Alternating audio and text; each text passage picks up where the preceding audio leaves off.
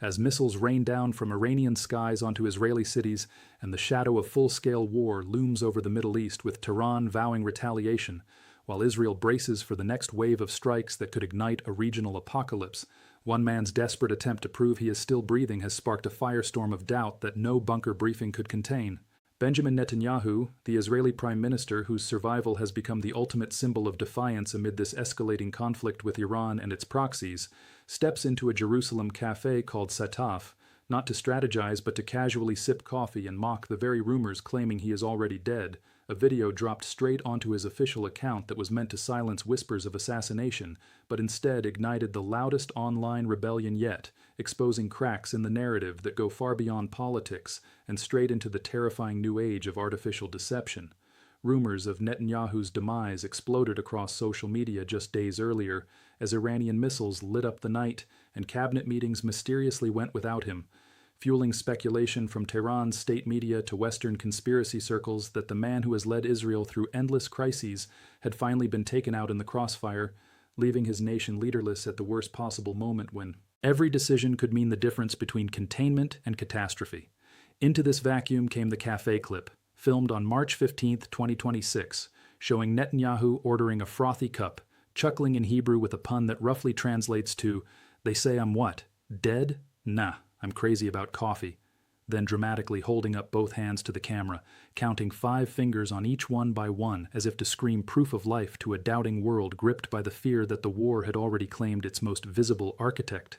But almost instantly, the video backfired spectacularly when AI expert Furkan Gözükara, a PhD computer engineer renowned for dissecting generative models, posted a viral breakdown that millions viewed within hours, declaring it a botched deepfake so obvious it humiliated the entire Israeli PR machine desperate to project strength, while Iran's rockets still echoed. Gözükara zoomed in mercilessly on the cup's foam sitting perfectly frothed to the brim without a single ripple or spill despite Netanyahu lifting and sipping repeatedly, an unnatural stillness that screams artificial generation because real liquid in real motion never freezes like that under gravity and hand tremors, turning what should have been a human moment into a glitchy animation straight out of a beginner's AI tutorial. The humiliation deepened when Gözükara highlighted lingering anomalies from the previous official address where Netanyahu supposedly flashed 6 fingers on one hand during a tense briefing about Lebanon and Iran operations, a classic deepfake telltale that even amateur detectors flag instantly because human anatomy doesn't glitch like software rendering errors under pressure. In the new cafe footage, the same uncanny valley crept in, with viewers freezing frames to spot subtle face shape shifts from round to oval as he glanced down, lighting inconsistencies that didn't match the cafe's natural afternoon sun pouring through windows, and a background that suspiciously echoed older 2024 photos of the exact same Sataf location when the venue had been open pre-war rather than shuttered amid ongoing strikes and security lockdowns.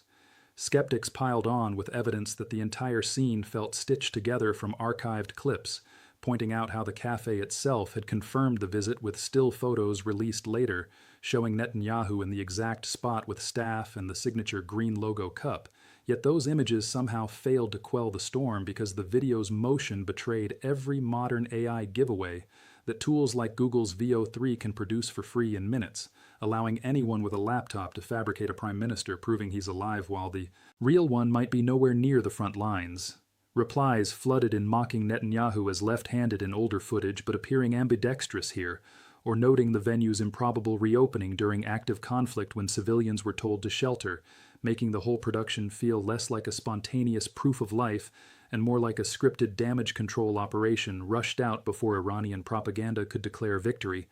What made the controversy explode beyond niche tech circles was the broader context of this brutal Israel-Iran war that has already displaced thousands, killed civilians on both sides, and pushed global powers to the edge of direct involvement, where truth itself has become the first casualty, and every official clip now faces instant forensic autopsy by millions armed with pause buttons and anomaly detectors. Netanyahu's team fired back through his office labeling the death rumors fake news planted by Iranian agents, while mainstream outlets like Reuters and the Times of Israel rushed to affirm the cafe visit happened in person with witnesses. Yet the damage was done because public trust in visual evidence has evaporated in an era where a single well-placed deepfake can sway elections, start riots, or even tip the scales of ongoing missile exchanges. Gözükara's original post captured the collective exhaustion perfectly, calling it absolute humiliation for a government so desperate to prove its leader survived the latest barrage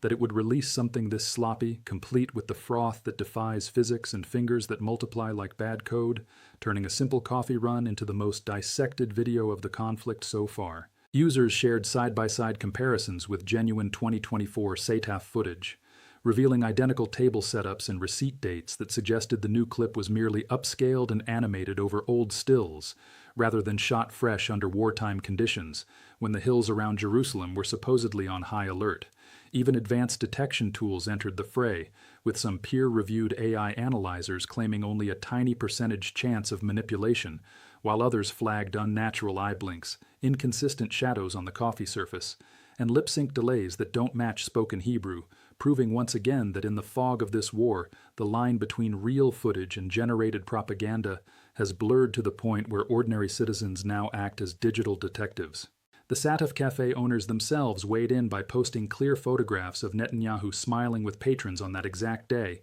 hoping the static images would silence the AI accusations, yet the moving video's glitches refuse to fade because motion reveals what photos hide, and in a conflict this high-stakes every frame becomes potential evidence of deception.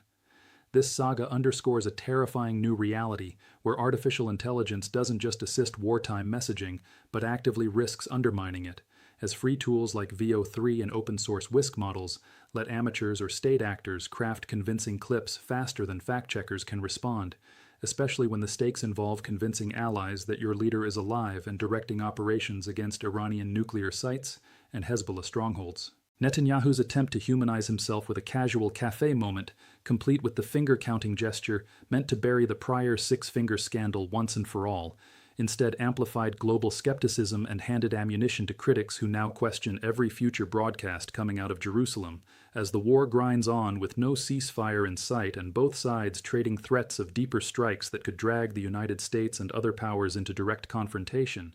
This coffee video controversy reveals how fragile public perception has become in the age of generative AI,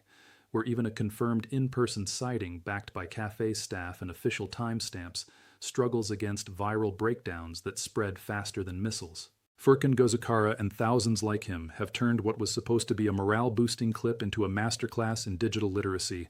teaching viewers worldwide to scrutinize foam that doesn't move, hands that don't match anatomy, and backgrounds that feel too perfectly staged for a nation supposedly fighting for survival. Ultimately, the debate boils down to whether this was a genuine attempt by a living prime minister to connect with his people amid chaos, or a sophisticated fabrication designed to buy time while the real situation behind closed doors remains unknown, a question that no single fact check can fully resolve when emotions run as hot as the rocket fuel propelling this conflict. The cafe's confirmation photos and Netanyahu's office statements stand as counterweights, yet the technical glitches highlighted by experts like Gözükara continue to fuel doubt because in modern warfare, seeing is no longer believing when algorithms can replicate reality down to the last frothy bubble.